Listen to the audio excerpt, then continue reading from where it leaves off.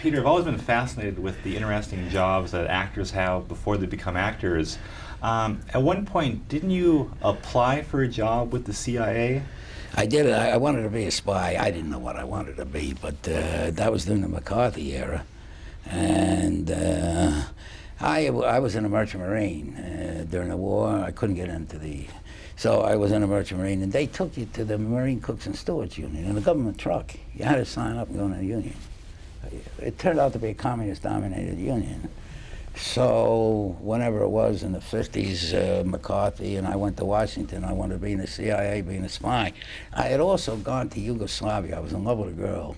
And Tito had just split with the Common Form. And we said, where do we go with it? Oh, let's go to Yugoslavia. So we got there, maybe 2 weeks after he split. That was the first break in the Iron Curtain. And Tito had a program there where he invited leftist-leaning youth to come to Yugoslavia. They worked for 3 weeks building a railroad, and he gave them a week's vacation free. So we showed up at the camp. We said we were writing articles, teenage magazine. Threw a camera around my neck and had a pencil and paper there. So we stayed there. What was the other thing? Well, there was something else on my record, but the CIA guy, he started to chuckle. He said, you think you're going to work for the CIA with that background? He said, I'm going to tell you something. You're not going to work for the CIA. You can't work anywhere in Washington, so forget about it. So that was that. I love actors often have good luck charms. Now, in Murder Incorporated, didn't you wear a coat that you try to sneak into other movies too? I spent a long time finding the right coat. And there was a racket guy in New York, and I remember what he said to me. He loved the picture, because it was about a racket guy. He said, do you use that coat? Do you ever rent that out for an office? Because it was so big, But I got nominated from that role, so I said, I'll wear it again. So the next picture was Frank Capra, Pocket Full of Miracles. I said, Frank, I got a good coat. Let me see it. He says, yeah, that's a good coat. I wore it, I got nominated again. So I figured all I had to do was wear that coat. Didn't work the third time.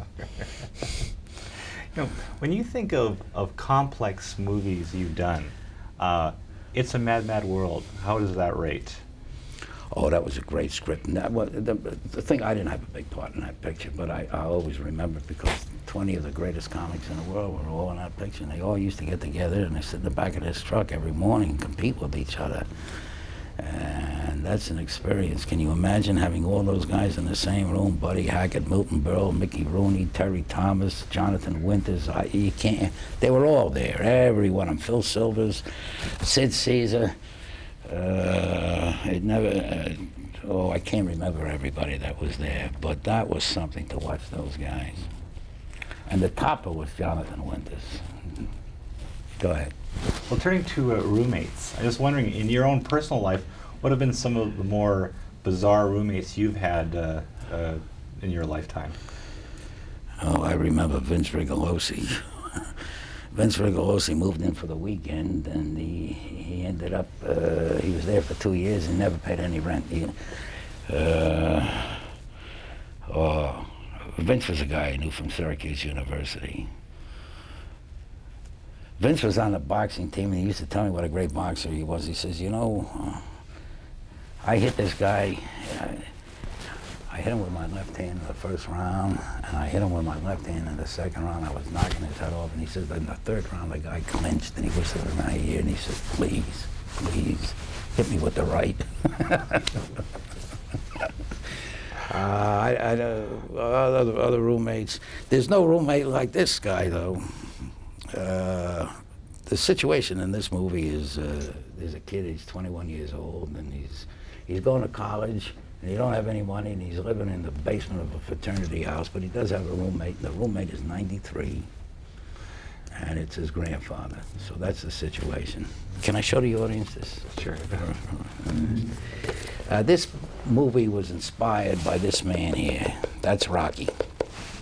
And this is the grandson when he was, or maybe this is the great-granddaughter, I'm not sure.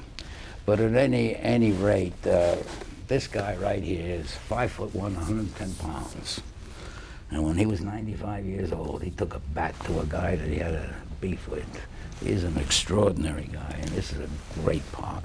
It's you have a great performance in this film. Everyone's talking about the makeup job. I'm just wondering, was there ever one particular day, though, when that makeup was giving you a lot of problems? Every day gave me problems because I had to sit there for 4 hours, and that was acting time. But it was great makeup. People don't know, they don't know it's me. Did you have a lot of fun walking around the set or walking away from the set with that on? Yeah, people used to grab my arm. They wanted to help me go up the stairs.